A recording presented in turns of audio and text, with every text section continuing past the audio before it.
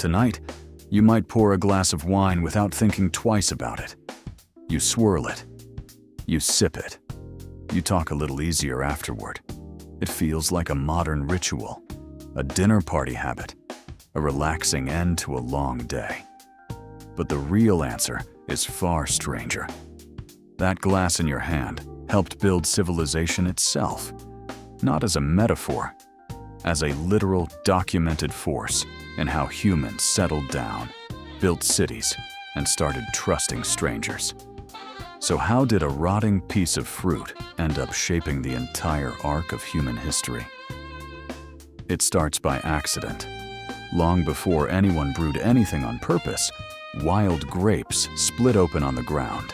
Yeast, floating invisibly in the air, landed on the sugary juice. It began to eat that sugar and release alcohol as a byproduct. This is fermentation. No tools required. No plan required.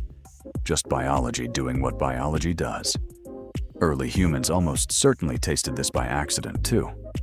Overripe fruit, left in a warm hollow, turns faintly alcoholic within days. Someone, somewhere, ate it anyway, and something shifted in their brain. Alcohol triggers the release of dopamine, your brain's reward chemical. It also lowers activity in the amygdala, the region tied to fear and social anxiety. In plain terms, it made people feel good, and it made people feel braver around each other. That combination is more powerful than it sounds. Archaeologists studying residue inside ancient pottery, some of it over 8,000 years old, have found chemical traces consistent with fermented grape drinks in the region that is now Georgia, near the Caucasus Mountains. Around the same broad window, similar evidence turns up in ancient Iran and China. Multiple, unconnected human groups appear to have stumbled onto the same discovery, independently, again and again. Why does that matter? Because grapes don't ferment themselves into a reliable supply chain. Wild grapevines are inconsistent, seasonal, and easily lost to weather. If people wanted alcohol regularly instead of by pure accident, they needed to do something new. They needed to stay in one place, tend the vines, and wait. This is one of the theories researchers take seriously as a driver of early agriculture. Not just wheat, not just bread. Wine may have been one of the incentives that convinced roaming humans to settle down, plant something, and defend that patch of land year after year. Here is the counterintuitive twist. You were taught that farming came first, and comfort came later, as a reward. But archaeological evidence suggests the desire for something intoxicating may have arrived earlier than the desire for stable bread. The party, in other words, might have come before the settlement, not after it. Once humans were settled and fermenting on purpose, wine stopped being a private pleasure.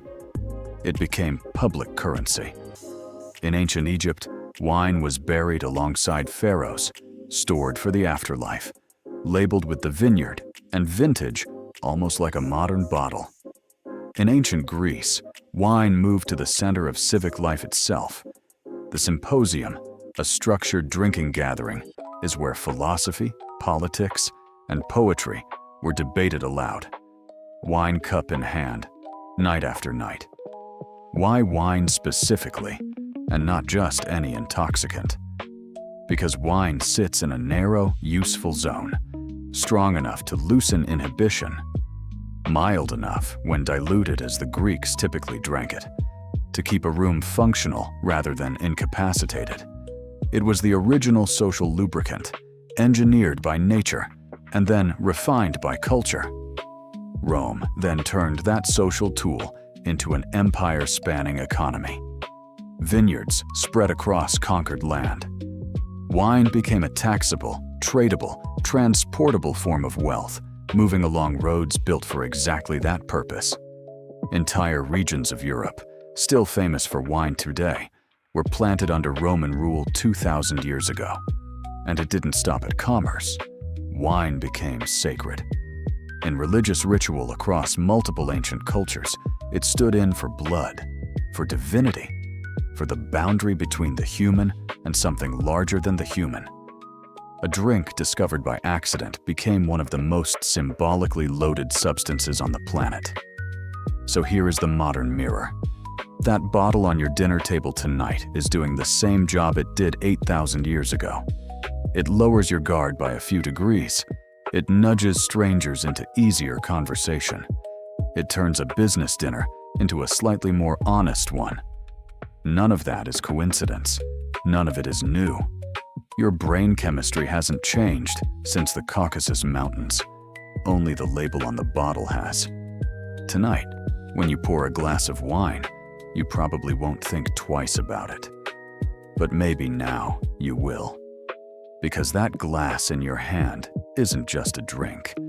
It's one of the oldest tools humans ever used to build trust, build settlements, and build each other.